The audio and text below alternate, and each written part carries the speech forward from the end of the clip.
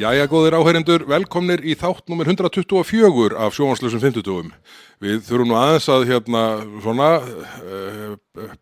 að útskýra fjarveru okkar núna í nokkra fimmtudagi í röð. Verði ég ekki að taka á mig allavega 2 með þessu veikindastúsi mínu. Þar sem ég var eiginlega ekki boðlegur í upptöku þarna 2 fimmtudagi í röð. Jú, það er fallega gert að þér. Rattleysi og almennur vesaldómur. En eitt leiddi af öðru einhvern veginn og við höfum fengið áminningar að við þurfum að standa okkur betur. Ég vil sérstaklega nefna mannin sem ég hitti Jelko, sem tók mig í gegn. Já, þér var brugðið, bara hann hafði greinilega gert þetta almennlega. Já, og það versta er að þetta aldrei síðan þetta var. Og ég sagði hann, þetta er alveg að koma. Og fleiri slík samtöl hef ég átt í millitíðinni. Já, Hvað gerðist eiginlega?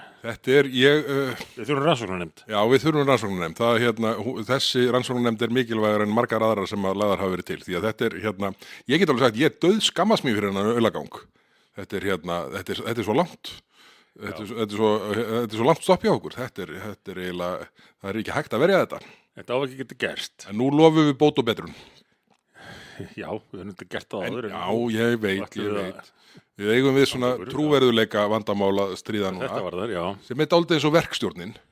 Það er einhvern veginn ekki mikla verkstjórn að sjá þar. Þannig kannski er það besta vörnin. En það er ein sorgartíðindi þessu tengd að það leyti sem að síðst þáttur fór út á. Fjall frá það sem kallum á verndari þáttarins, Sigrún Aspelund, sem drottninguna í Garðabæ. Já. Hún hefur reynst þættinum afskaplega vel, hlustað á hvern einasta þátt, hefur sendt okkur veitingar, alveg stórkostlegar veitingar allt á tíðum og haldið okkur við efnið. En eftir hún féll frá þá var enginn til þess að svona minna okkur á reglulega. En hún var stórkostleg kona. Hún var í rauninni Hún var nánast flokkur í sjálfri sér. Að heimsækja hana í stofuna heima hjá henni í Garðabæ, það var bara eins og að fara í Buckingham Höll og fá að hitta drottninguna. Nema hvað ólíkt Elísabetu heitinni Bretadrottningu, þá var Sigrún okkar Aspelund líka virki að halda utanum allt. Hún var með símanúmer allra sem að þurfti að tala við og ef við vorum eitthvað að slöksa þá bara hringdi hún í fólkið vítt og breitt landið og útskýrði það að hún væri nú að halda okkur vefnið og þetta væri allt að koma. Já, þetta er alveg einstök kona. Ég var svo heppinn að fá að kynnast henni þarna eftir að Miðflokkurinn er stofnaður 2017. Þekkti hann ekki fyrir en þetta er alveg, hún er alveg einstök. Og við vorum að koma úr útför hennar í Guðurarkirkju, heitir það ekki? Jú, upp í Grárholti. Falleg stund. Séra Hjálmar var prestur þar, sá útföruna. Og við minnumst hennar með alveg einstökum lífu og þökkum fyrir. Já, takk fyrir okkur. Þetta var falleg stund og góð kona gengin þarna. En hún hefði nú viljað að við heldum áfram með það sem við leggjum til í sjónvarslausum. Það getum við alveg bókað. Hún hefði ekki sagt sér við biðum lengur með þátt eða slöksuðum að mæta hérna í þingi til þess að takast á við þessa aðila sem við erum að fást við hérna. Já, ég var að hugsa að botna þessa setningu með hranalegri hætti en hafa gott úr kláraðar hana. En heyrðu, ef ekki að vinda okkur yfir það ætti að vera styttast í þinglok. Í dag er þriðjudagurinn 10. en áætluð þinglok voru föstudagurinn 13. Það er engar líkur á að það sé að fara að gerast því að það er verið að mæla, bara akkurat núna, er verið að mæla fyrsta umræða fjáraukalög. Þetta er ég efast að nema ef einhverja mjög sérstakar aðstæður hafi eitthvað þessu líkt komið upp í þingin áður. Við þurfum aðeins að útskýra fyrir hlustendum, sérstaklega þeim sem að kunna vera nýir hlustendur. Hvað það þýðir að verið sé að mæla fyrir máli í fyrstu umræðum. Hérna á þinginu gengur það þannig fyrir sig að það er ákveðin tímafrestur og þú þarft að leggja fram mál fyrir lok hans. Þau fari gegnum 3 umræður. fyrsta umræða, það eru takmörk á því hversu lengi hún getur staðið, Ekki hægt að fara í málþóf. ekki hægt að fara í málþóf og við höfum aldrei áður, allavega ekki í seinni tíma sögu, séð ríkisstjórn gráta eins mikið yfir því að menn var að tjá sig í fyrstu umræðu, látum það gott heita. En þessi ríkisstjórn hins vegar hefur ekki aðeins kvartað yfir því að menn vildu ræða málin sem að frá henni komu, heldur hefur hún haldið áfram að koma með ný mál fram á þennan dag sem að átti að vera líklega næst síðasti reglubundni Já, dagur Alþingis. eldhúsdagsumræða á morgun Já. og síðan áttu að vera 2 dagar eftir til að svona hnýta hnúta sem þurft að hnýta. Og þegar að mál koma til fyrstu umræðu þá þýðir það að þau fara síðan til nefndar, þingnefndar, sem að tekur þau fyrir, sendir út til umsagnar, Yfirleitt 2 vikur. yfirleitt allavega 2 vikur, já. Þannig að þeir sem að verða fyrir áhrifum af frumvarpinu geti brugðist við, geti kynnt sér málið og sendt ábendingar hvað betur megi fara og svo framvegis. Og svo að 2 vikum liðlum þá fær nefndin að taka á móti gestum sem að mæta fyrir nefndina og ýmist segja að færi sínir ekki sléttar eða taka undir með málunu. Og þetta tekur svona allmargar vikur frá þessari fyrstu umræðu, frá framlagningu máls. Og þá hefst önnur umræða. Og í annari umræðu eru engin takmark á því hversu lengi megi ræða málið. En það gert ráð fyrir því að menn hafi vit á því að komið nægilega tímalega til þess að geta leyft alvöru umræðu málin. En við erum sérst enn þann dag í dag að sjá ríkisstjórnina leggja fram mál til fyrstu umræðu sem þýðir að þau eigi þá að fara fyrir nefnd einhverju næstu daga.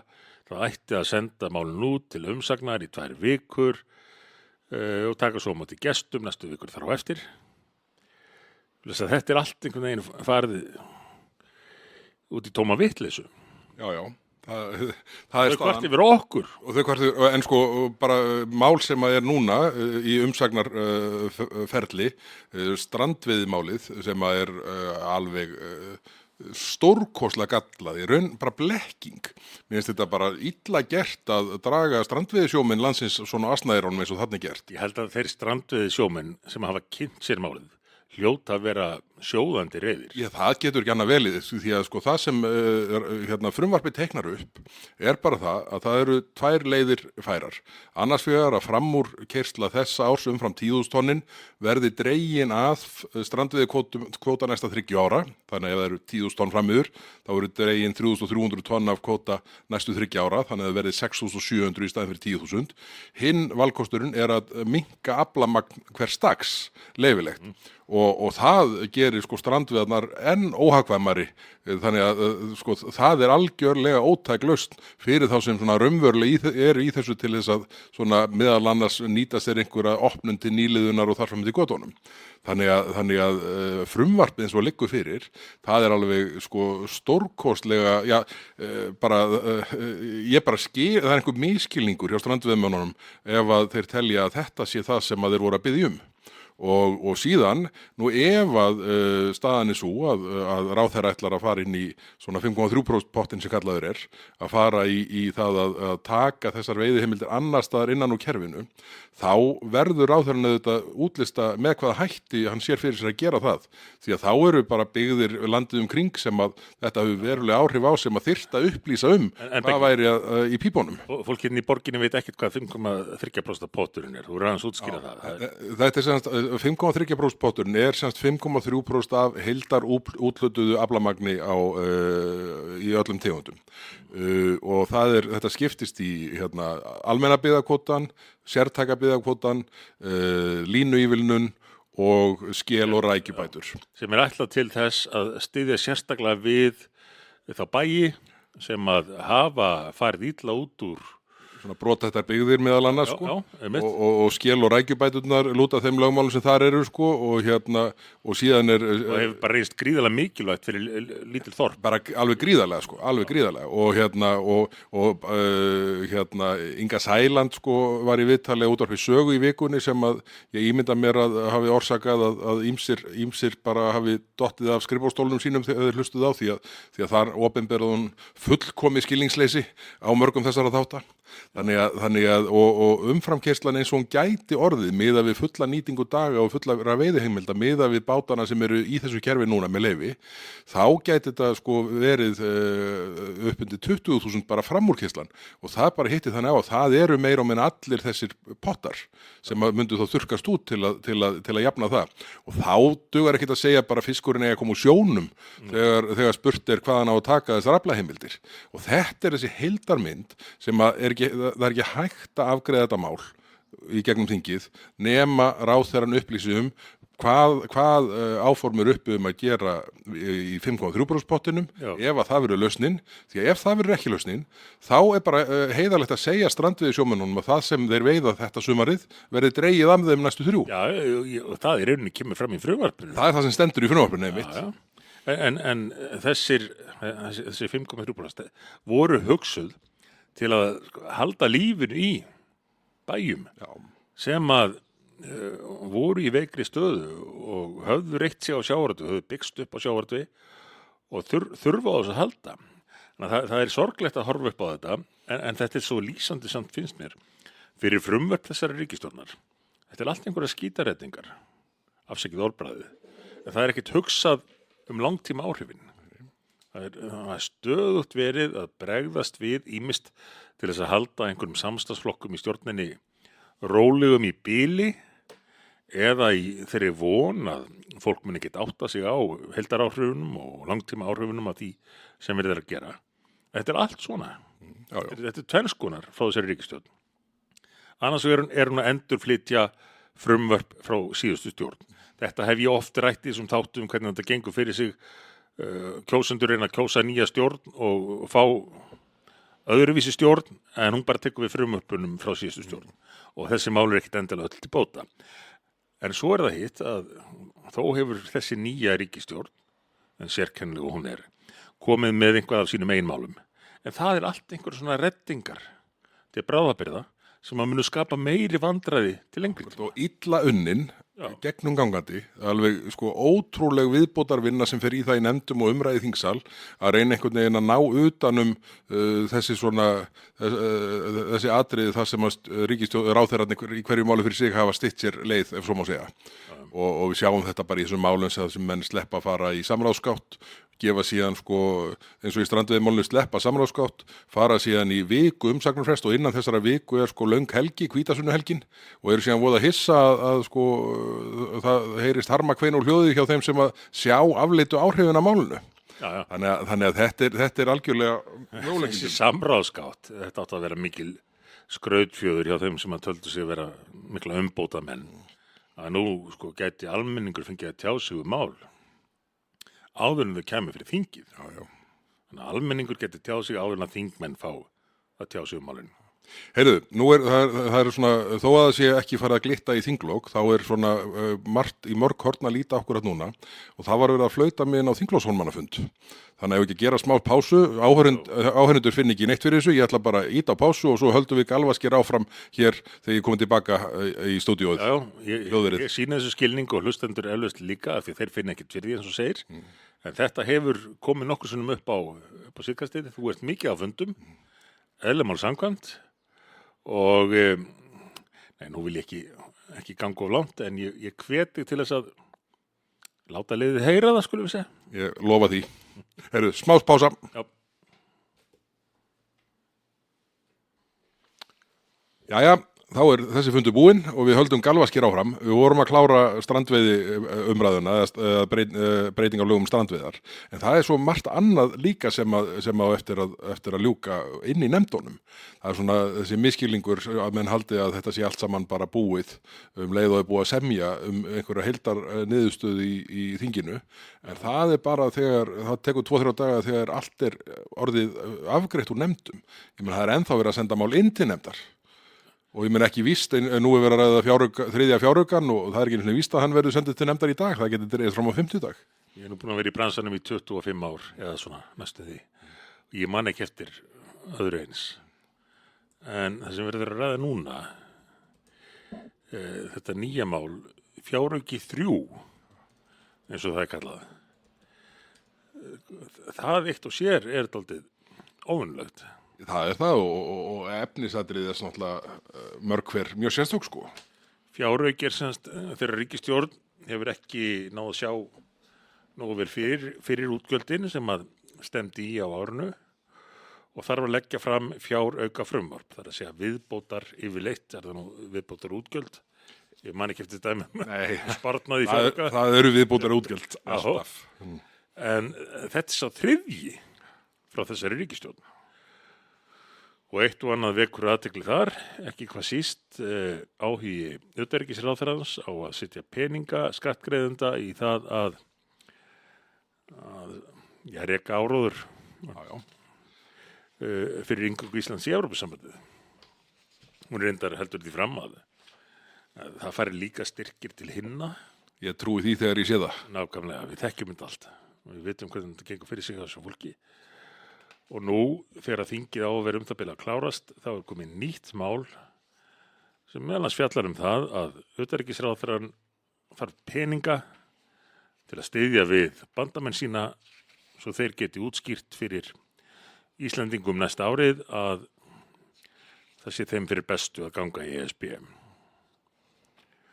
Og hugsanlega smá til málamynda til annarra og þetta er náttúrulega bara enn áminningin hvað allt gengur út á hjá Viðreisn. Viðreisn virðist ekki hafa mikinn áhuga á pólitík að öðru leyti en því að nota þetta tækifæri sem að þau virðist ekki vera vissum að koma aftur til að koma Íslandi nær og nær Evrópusambandinu og klára það þannig að þjóðin verið þvinguð þarna inn. Þegar að Evrópusambandi í tómu tjóni. Já, brennandi húsið og allt það. Já. Furðulegt að fylgjast með þessu. En þetta, þessi stuðningur til kynningarmála í tengslum við yfirvofandi kosningar svo er annað fals í þessu sko. Það er sagt að þetta séu kosningar að sko halda áfram aðildarviðræðum við Evrópusambandið og það sem frá var horfið er síðan bætt við svona þegar hendar. Heyrðu, þetta gengur auðvitað bara út á það, þetta eru bara aðlögunar viðræður. Þetta gengur út á það hvernig íslenskt samfélag, íslenska ríkið aðlagar sig að regluverki Evrópusambandsins og hversu langan tíma við þurfum í hverjum einum efnisþætti. Já, við höfum áður rætt að hér. Og Evrópusambandið er alveg skýrt í þessum málum. Já, það vantar ekkert upp á það og meira segja svo skýrt að það reynir og fulltrúar þess að útskýra fyrir Íslendingum. Að þeir skil ekki alveg hvernig þetta gengur fyrir sig. Það var þannig allavega 2009 til 2013 að fulltrúar ESB voru nánast örvæntingarfullir þegar þeir heyrðu hver nálgun íslenska stjórnvalda væri á þetta mál. Þú hefur nú rifjað upp frægan blaðamannafund með Stefáni Füle. Með Stefáni Füle og Össuri Skarphéðinssyni sem var óvinnulegur að því leyti að svona blaðamannafundir nema hugsanlega hjá Donald Trump er yfirleitt þannig að menn svona vilja bara kinka kolli og vera sammála allt. En þarna sá fulltrúi Evrópusambandsins ástæðu til þess að minna Íslendinga á það fyrir framan utanríkisráðherra Íslands að það væri ekki til sem að héti samningaviðræður við ESB. Þegar ríkið sækir þá ætlar það sér að ganga í sambandið og viðræðurnar snúast það með hvaða hætti ríkið ætlar að laga sig að sína fram á það að það geti lagað sig að reglum ESB. Bara orðurétt sagði Stefán Füle, bara svo það sé skýrt, þá eru engar varanlegar undanþágur frá regluverki ESB.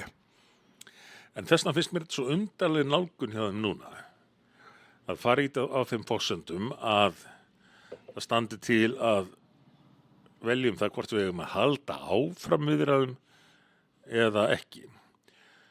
Í fyrsta lagi þá náttúrulega Ísland ekki lengur umsóknarríki að Evrópusambandinu. Þetta hefur rætt áður og áhugasamir geta kynnt sér þetta á heimasíðu Evrópusambandsins, framkvæmdastjórnarinnar, stækkunarstjórans allstaðar. Alls konar ríki þar. Meðalast Tyrkland sem hefur verið í kælunum hjá ESB í áratugi. Ekkert Ísland. Af því Ísland er ekki lengur umsóknarríki að ESB. En það sem er ennþá undarlegra, hvað sem líður þessum ódýru brellum, er að þessi ríkisstjórn skuli vilja stilla málinu þannig upp gagnvart almenningi að nú sé til boða að halda áfram þessum frá var horfið þegar Össur Skarphéðinsson og Samfylkingin, gamla, og Vinstri grænir eftir atvikum, voru búin að loka sínum köflum í viðræðum við ESB. Búin að gefa eftir það sem þurfti til að loka þeim köflum. Kaflarnir eru regluverk ESB skipt í kafla. Menn taka einn fyrir í einu og ríkin svona reyna að sína fram á hvernig þau ætla að uppfylla skilyrði hvers kafla. Þannig að nú erum við nýja ríkisstjórn sem að hálfum öðrum áratug síðar fer fram með það stórkostlega tilboð að almenningur geti ákveðið að fallast á allt það sem Össur Skarphéðinsson og félagar gáfu eftir Jóhann og Steingrímur, sælla minninga. og Jóhann og Steingrímur og taka þar upp þráðinn. Þetta er versta tilboð sem ég hef heyrt af. Já, en þau telja greinilega ýmislegt á sig leggjandi annars vegar til að geta haldið í fram að það sé nú bara spurningum að klára það sem að byrjaði, sem er auðvitað ósatt, en líka væntanlega í trausti þess að þau telja að fólk fylgist ekkert með. Ætli þetta sé einhverju marki, sko, að því miðað við það að þau ætla að láta vinnu Steingríms, Jóhönnu og Össurar ljúkað eða svona gilda í þeim köflum sem búið að vera að loka. Þá getur maður ekki annað en hugsað þessar linnulausu árásir á sjávarútvegi núna sem grunnatvinnu þjóðarinnar. Bara það eru 5 málin í atvinnuveganefndinni núna sem öll eru mótdræg, annarkvort aflamarkskerfinu, sjávarútveginn með heild, það er bara beinlínis verið að plata strandveiðisjómenn og síðan er sko einhver furðuleg nálgun í gangi í grásleppumálinu. Og þetta er einhvern veginn, þegar maður horfir á þetta heildstætt, bara öll þessi mál svona sem einn pakka, þá blasir við að það er sérstakt markmið að berja lappirnar undan sjávarútveginu sem hefur nú gert okkur jafn mikið gagn og raunin er bara alla tíð og sérstaklega eftir að kvótakerfið var sett á. Í þessu samhengi má rifja það upp þegar að Þorgerður Katrín utanríkisráðherra kynnti þetta frumvarp sem nú er til umræðu fjárauka, styrki til samtaka sem að vilja hafa skoðun á Evrópusambandinu. Þá tók hann sérstaklega fram að sjávarútvegurinn fengi nú væntanlega ekki styrk. Já, það var mjög skrítin athugasemd. Já, en hvað sem því líður, hún bara gerir ráð fyrir að sjávarútvegurinn sé óvinsæll og allt það, en hvað sem því líður, þá er þetta alveg svakalega sérkennileg nálgun, því að ef að menn kynna sér málið, þá hentar það engum. Jú, þessu stilt upp með veiðigjöldin sem svo að sjávarútvegurinn þurfa að borga sinn réttláta skerf, gott og vel. Enginn á móti því að sjávarútvegurinn borgi sinn réttláta skerf til samfélagsins. En með þessu frumvarpi er verið að öllum líkindum að draga úr tekjum samfélagsins af sjávarútvegi. Mér finnst það blasa við. Það er rauninni ég sá bara nefið á Daðam á Kristófersinni stækka þegar hann svaraði mér í fyrirspurnatíma að þetta er ekki raunin.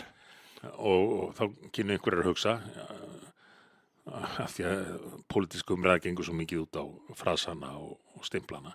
Já, komin einhverju sérhagsmuna gæslumenn. Nei, við viljum að sjávarútvegur á Íslandi skili sem allra mestu. Já.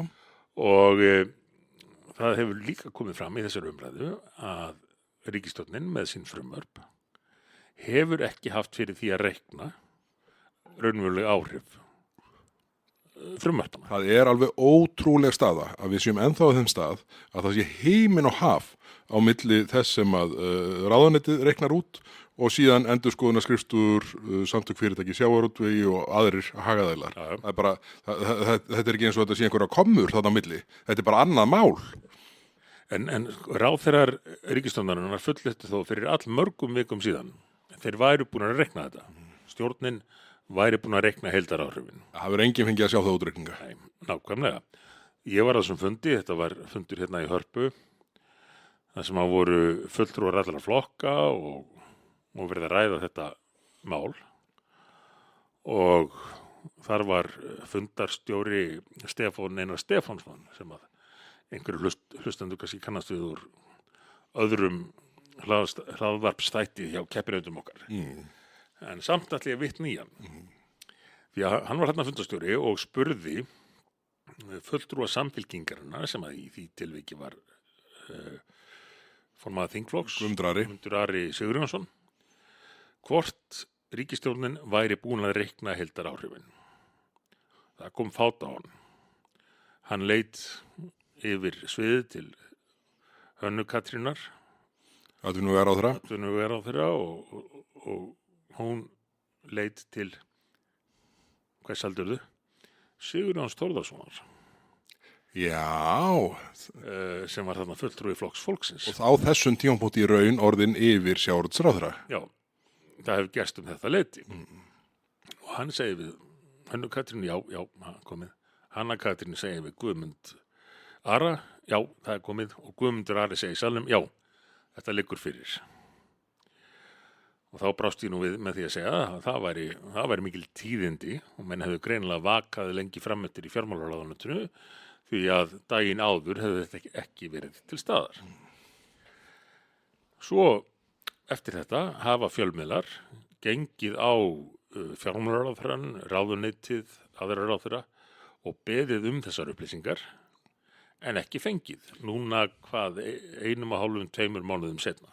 Og sko, það er sko kæra fyrir upplýsingarnefnd varðandi það að ég held að sé SFS sem er að sækja þau gögn, en bara SFS sem eru hagsmunasamtök sjávarútvegsins, samtök fyrirtæki sjávarútvegi, sem var þó eini aðilinn sem að ríkisstjórnin svona taldi þess bæran að hafa samráð við þarna áður þetta samráðslausa mál var formað, sko, mjög takmarkað, en áttu fund með SFS. En hefur SFS ekki fengið sko afhent Excel-skjölin til að geta glöggva sjá hvernig í veröldinni ráðuneyti kemst að þeirri niðurstöðu sem það kemst að og endurskoðunarskrifstofur virðast vera mun nær niðurstöðu SFS í þessum útreikningum, en bara það er óskiljanlegt að hagaðilar eins og SFS í þessu tilviki fá ekki bara afhent Excel-skjölin, byrju hvað er verið að fela? En þú veist af hver þetta er. Þessi stjórn er popúlistastjórn. Og hún lítur svo á að SFS sé ekki náðinni hjá almenningi. Já. Þannig að það bara komið vel út fyrir sig að einhvern veginn snuða þá eða tala ekki við þá.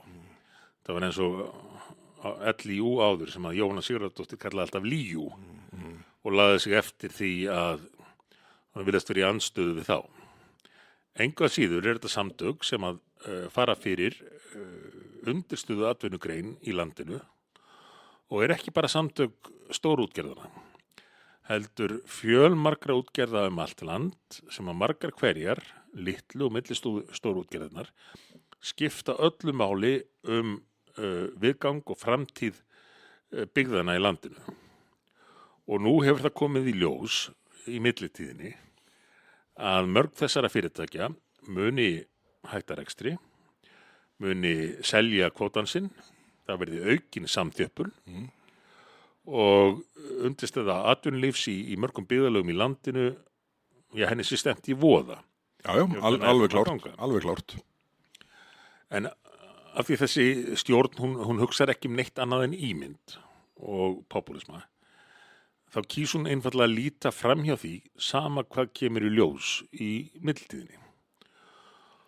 Og nú til dæmis nýjustu tíðindin, kannski af þessu eru varandi makrílinn, það sem hefur komið á daginn, það sem að menn áttu nú að geta gefið sér að þetta norska verð á engan veginn heima í íslenskum útreikningum, af því að makrílinn, þótt þessi sami stofn, hann er miklu verðmætari þegar hann veiddur í Noregi. Já, það eru bara gæði, hráefnis, tímasetning, áta, bara það eru margþætt áhrif sem að skýra það. Já.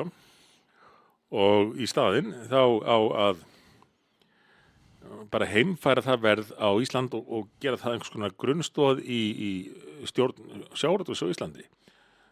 Ég man ekki hver það var sem að fyrstur benti á að þetta væri svona eins og að þetta innheimta fasteignagjöld á Íslandi, skjá Reyðarfirði, í samræmi við fasteignagjöld á Akurbrygg í Oslo.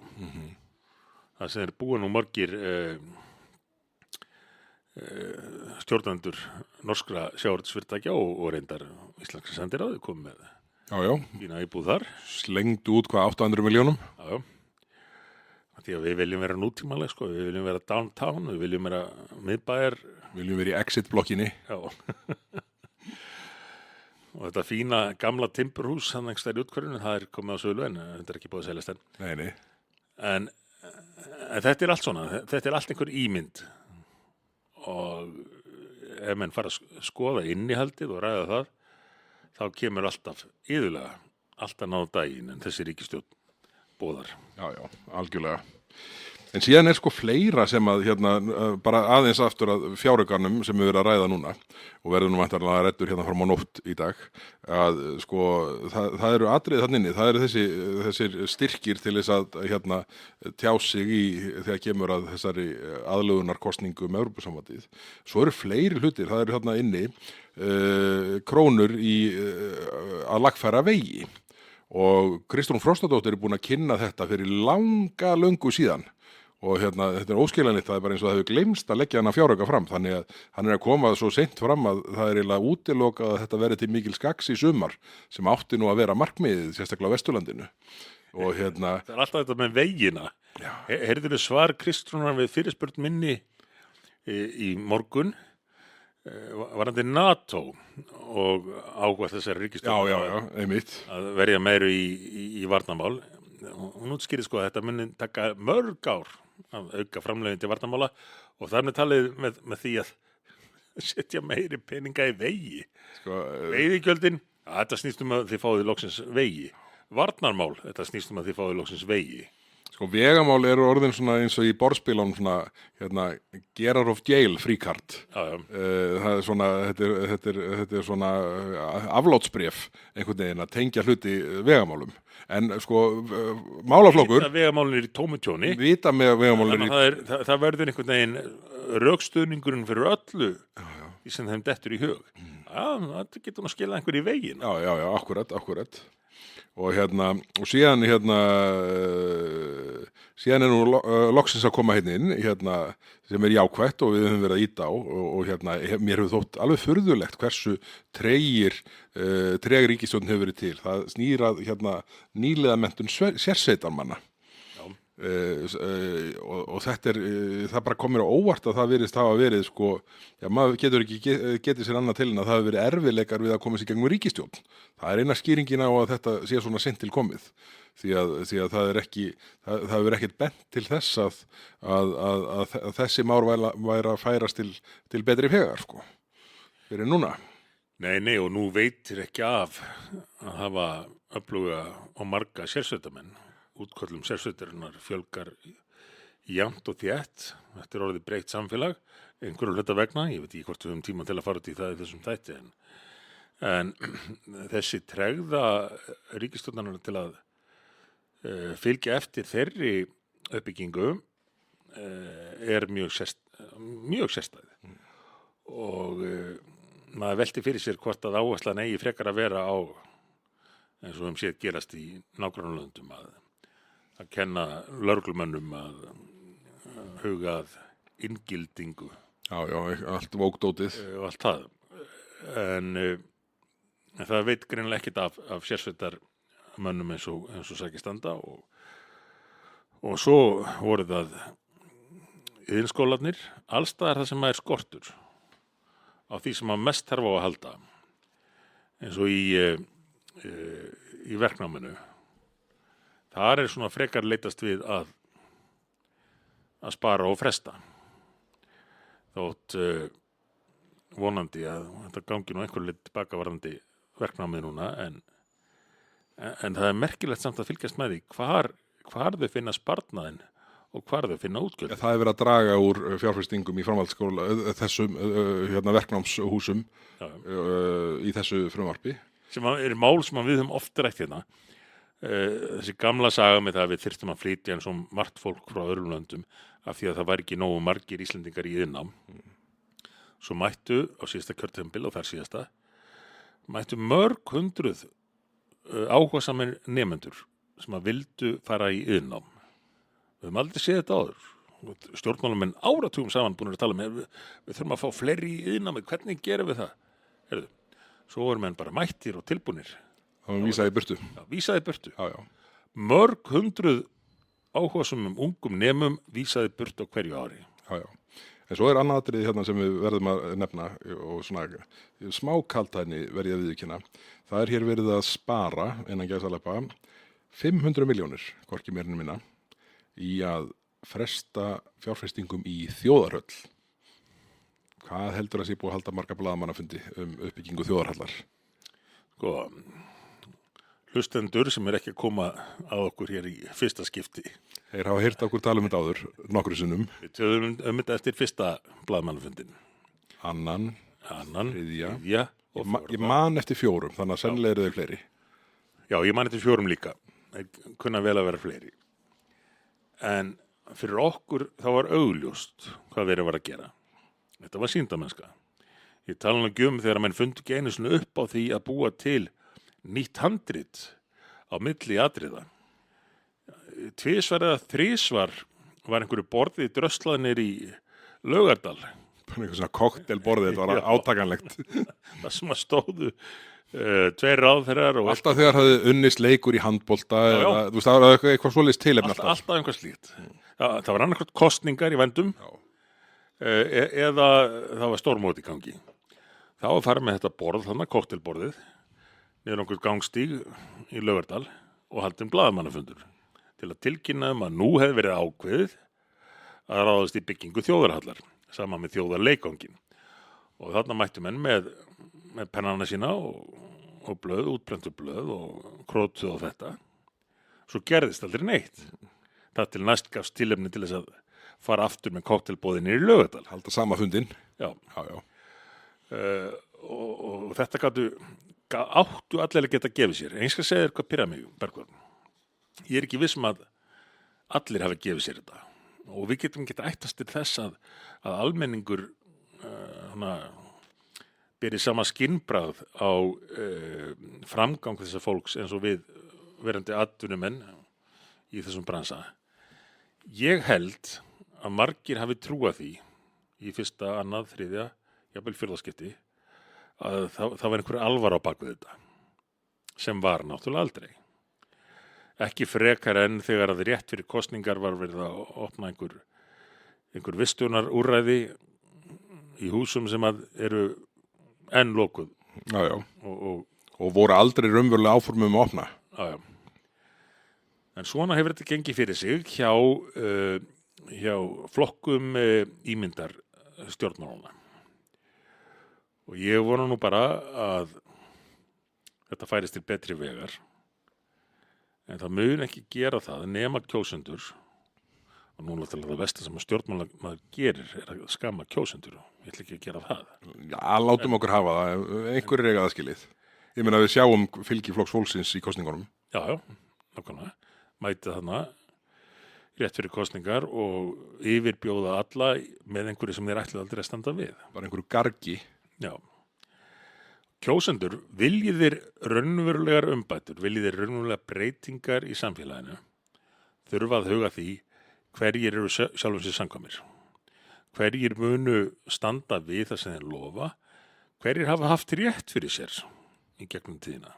Ég læt þetta nægja af kvörtunum í bili, en þetta er bara lýðræðislega mikilvægt. Heyrðu, bara ég bist forláts að hafa ekki nefnt þetta fyrr í þættinum, en það er auðvitað við hæfi að segja til hamingjum ammælið gagnvart því sem var í fyrradagið þegar ekki, 10 ára ammæli uppgjörsins við Kröfuhafana. Jú, þetta var stór stund í Hörpu, héldum þar fund, það bil 2 árum eftir kosningarnar sem að höfðu snúist þetta nokkru leyti, en umræðan málið aðalega snúist það hvað ég væri snargalinn. Já, það er nú eitthvað sem við ræðum á hverjum degi, en ekki þessu samhengi. Við þekkjum það. En á þessum tíma þá var ég sakaður að vera að lofa einhverju sem að allir sérfræðingar teldu ómögulegt, allir aðrir stjórnmálaflokkar teldu fásinu, en á 2 árum gerðist þetta. 2 mánuðum seinna 2015 var tilkynnt sigur Íslands í Hörpu og ég tel það ekkert ofsögum sagt að nefna þetta sigur Íslands. Nei, það er bara hófleg framsetning. Já, þetta var stærsta efnahagslega bylting, umskipti sem að nokkurt ríki hefur séð, að minnsta kosti í seinni tíð. Bakslag vandræðana, ef við viljum nota bakslagsvinkilinn. Stærsta bakslag fyrir vandræði sem að vandræði hafa nokkuð tíma séð. Þegar að við tilkynntum niðurstöðu sem að hafði fram að því verið sögð óframkvæmanleg og gekk út á það að hér myndu kröfuhafar skilja eftir gríðarlegar upphæðir. Fleiri 100 milljarða, vel langt yfir 1000 milljarða á núvirði, til viðbótar við all hína áhrifin sem að þetta fólust í því að geta afleitt höftum. Já. Og þar með aukið verðmætasköpun í landinu, sett hagkerfið aftur á stað, ræst vélina.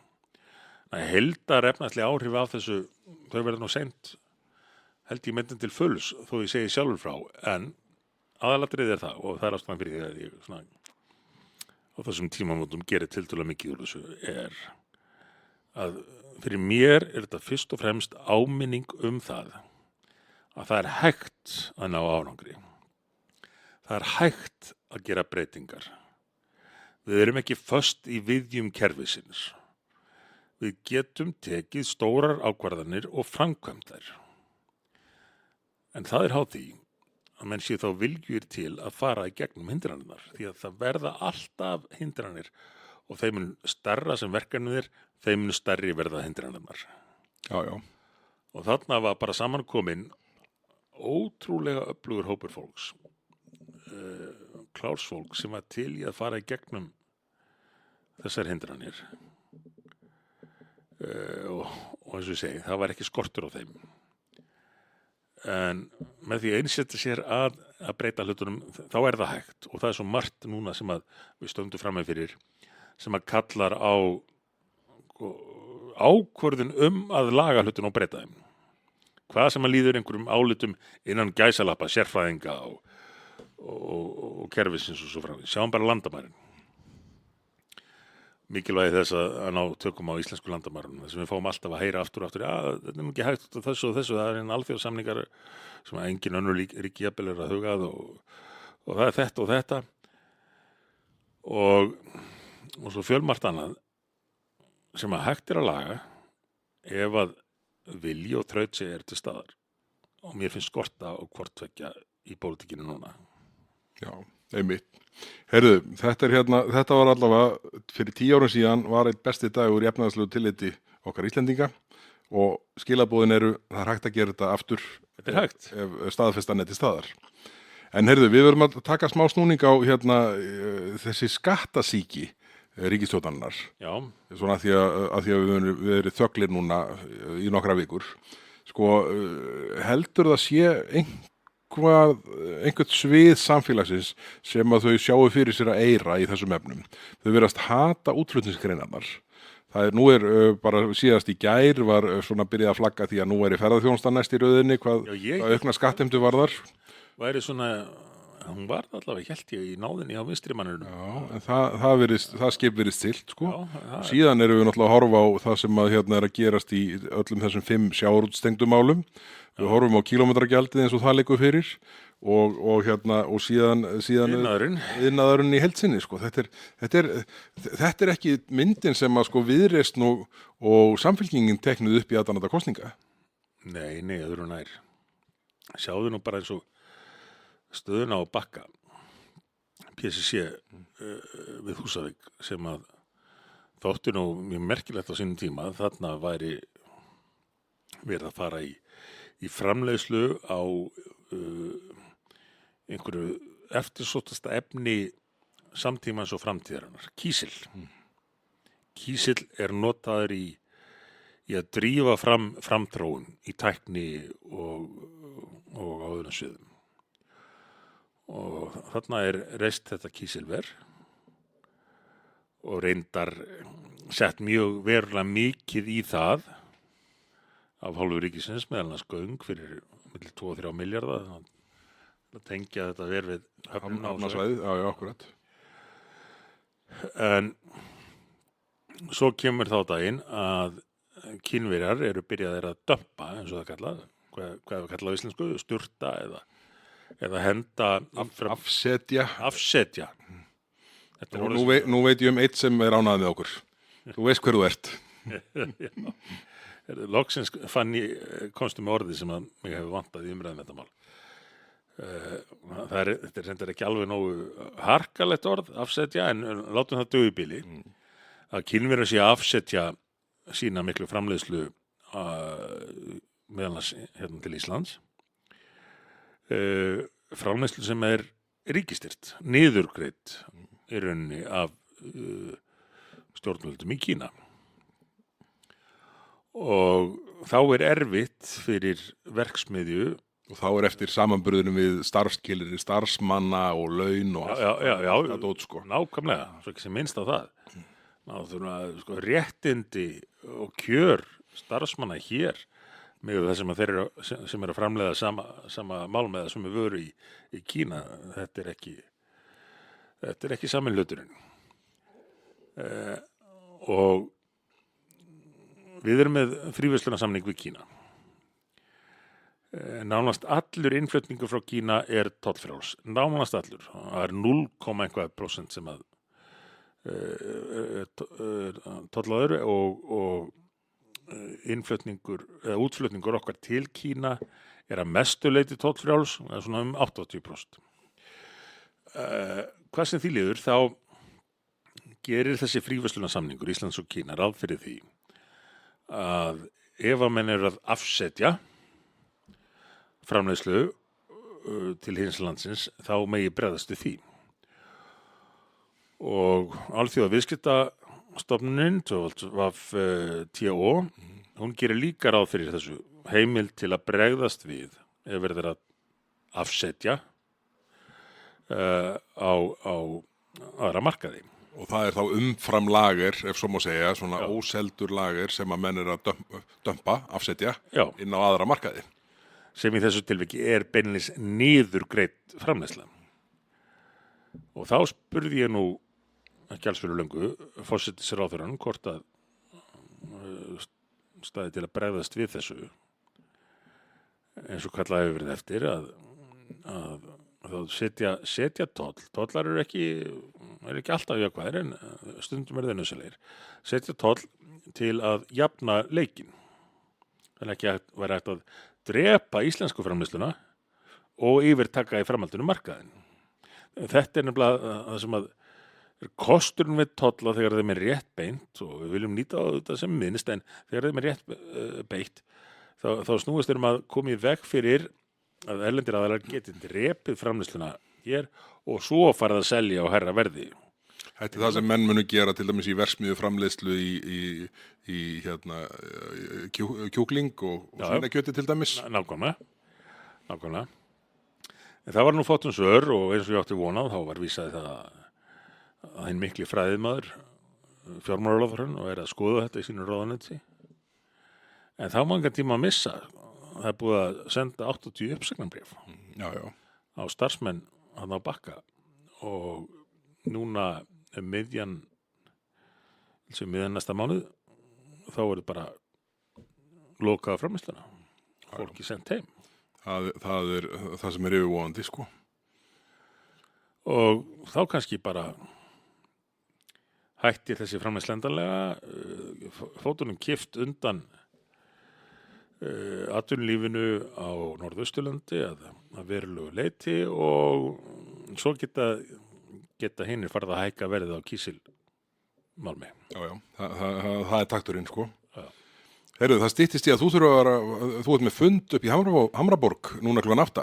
Já. Klukkan er núna 19:34. Hvað ertu lengi í Hamraborgina? 10 mínútur? Einhver svo leiðis, já. Já, þá eru góðir ennþá. Heyrðu, en það er eldhúsdagur á morgun. Já. Þetta er mjög óvanalegt. Það er auðvitað eldhúsdagsumræður það sem er svona áformað að gera upp þingveturinn. eru alltaf svona alveg undir blá lokin, sko, þegar svona línur hafa lagst og eiginlega alltaf búið að semja svona hvað fari í gegn og svona þinglokin í heilsinni.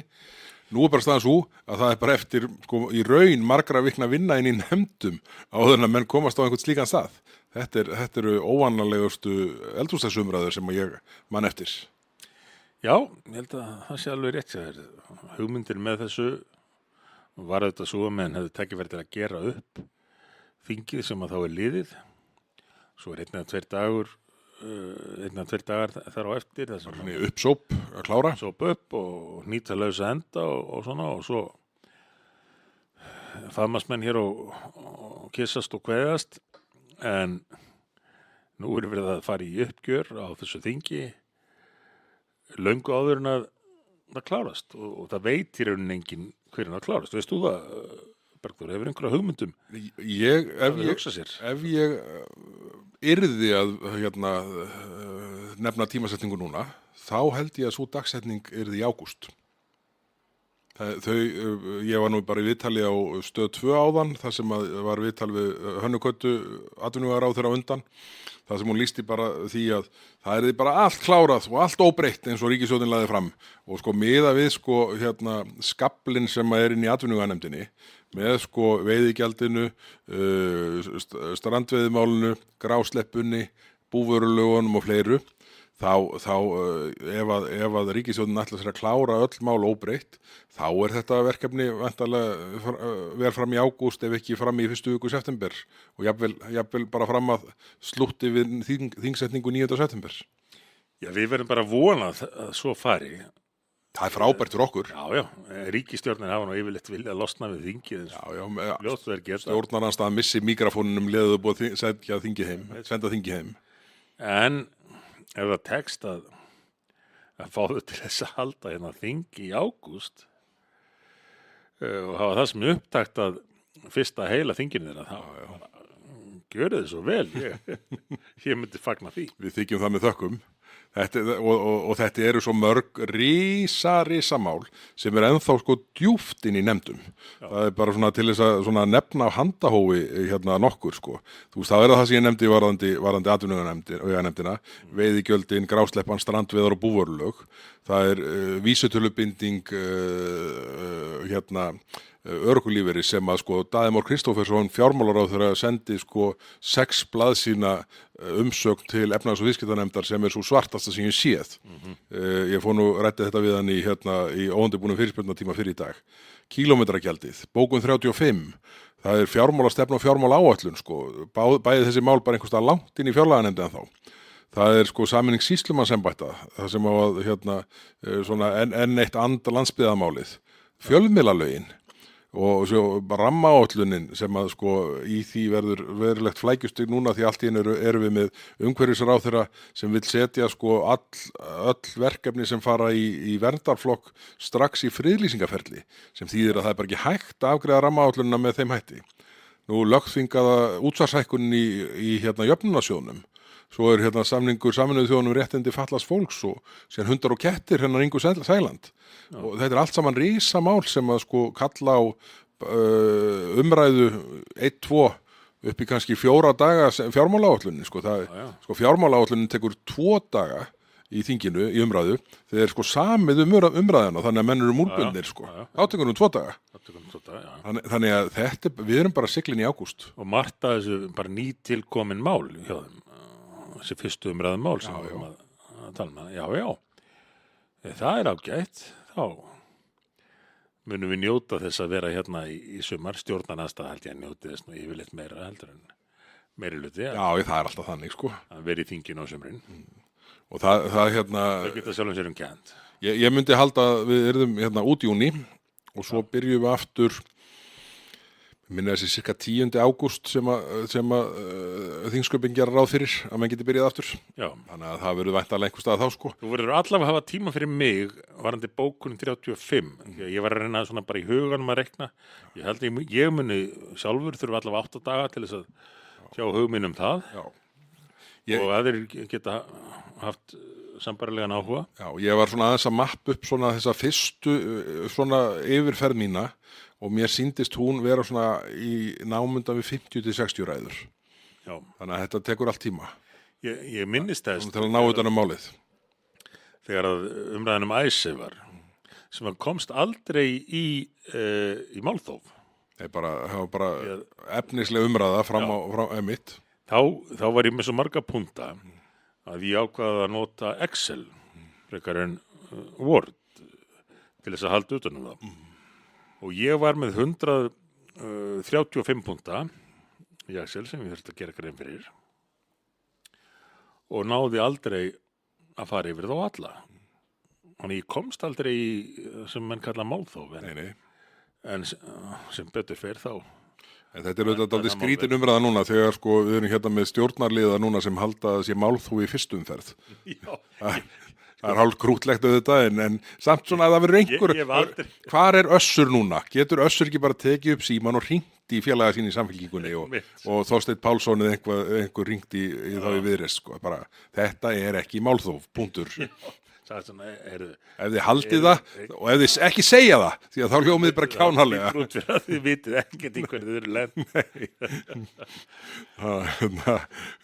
Þetta er svona, já, það þarf einhver reynslubolti að taka upp síman og ráðleggja með orðaval. Því að þetta bendir ekki til svona, ekki til djúps skilnings á því hvað felst í málþófi. Akkurat. En Bergþór, ég veit að tíminn er naumur og ég er við það verða seinna á þennan fund. En þessi fundur er þannig að hann byrjar ekki fyrir alvöru fyrir þú mætir. Þannig að... Já. Allt gott að hafa þannig. En ég var að velta fyrir mér hlustendur sem að eru búin að hrista hausinn, sem er kannski búin að gefast upp á okkur. Hafandi ítt á refresh-takkan of oft og ekki fengið þátt núna í mánuð. Þeir myndu vantanlega vilja eitthvað meira heldur en bara svona yfirferð stöðuna í þinginu núna. Menn hljóta vilja einhvað slúður, einhverjar frásagnir af því sem er að gerast að bak við tjöldin. En við verðum að láta það bíða til næsta þátt. Það er náttúrulega stutt í næsta þátt. Nú erum við á þriðjudegi og við setjum nýjan þátt í loftið fyrir vikulok. Reynum að stilla okkur af þannig. Já. Þá sjáum við aðeins hvernig svona vindur fram þessum samtölum vikunar. Fyrir vikulok segirðu, en þessi þáttur heitir Sjónvarpslausi fimmtudagur og það mun koma 50 dagur fyrir vikulok. Já, heldur við náum í þeim degi eða ættum við ekki í ljósi reynslunar að lofa of miklu? Ég held að sé öruggt að við verðum hérna bæði á föstudag og laugardag. Já. Þannig að við skulum miða við að koma nýr þáttur í loftið á föstudag. Já. Og síðan 50 dag í framhaldi af því. Og þá verðum við með eitthvað samværitt. Já, þá verðum við með samværitt. Herru, ég ætlaði bara, að því að við erum að falla á tíma, ég ætlaði að vera með hérna sko þétt nöldurhorn sem hefur nú ekki verið hérna, Það er mjög margt sem ég þarf að tjá mig Bergþór. Já. Við þurfum að gefa okkur góðan tíma í næsta þátt. Og svo var hérna nýr þáttur sem nýtt horn sem ég var að hugsa um að forma sem er svona yfirlætisfyllsti stjórnarliðin. Já. Og ég er búin að vera að safna í þetta púk núna þessar viku sem við erum í fríi og það er alls konar... Það er töluvert samkeppni það. Já, það er nefnilega samkeppni og það er alls konar gott stöff sem að þarna flýtur upp og maður svona stundum svona verður manni illt í bjánarhollinum þegar maður lesi það yfirlætisfyllsta sem flýtur upp. En kæru áheyrendur, við lofum bót og betrun hvað viðveru hér á Sjónvarpslausum 50 varðar. Það er skrítin þinglok einhvern veginn að formast núna og í rauninni ósköp lítið sem að hefur gerst í þeim efnum. Það er ennþá svona dálítið bara verið að bíða eftir því að stjórnarliðar sína á spilin og fara að grisja skóginn sinn sko. Það svona skila litlu að grisja eitthvað sem engin ágreiningur og öllum er sama einhver lítil kerfismál. En það eru þessi risastóru mál sem ég var meðal annars að þylja upp hérna áðan sem að munu þetta ráða því hvort að hér verður fundað út næstu viku, út júní eða út ágúst. En mér langar að nota þetta tækifæri til að biðja þá sem að hafa haldið okkur við efnið. Hvort sem er á förnum vegi eða hérna innan veggja Alþingis afsökunar. Já, það er við hæfi. Þetta er fyrirvaralaus afsökun. Já, var ekki nómið að við letum þetta dragast svona, heldur ætluðum við að taka okkur á og komast að stað fyrr. En við erum komin í gang núna og við þökkum fyrir hvatninguna. Gerum það. Takk fyrir í bili, heyrumst aftur í lok vikunar. Takk, bless.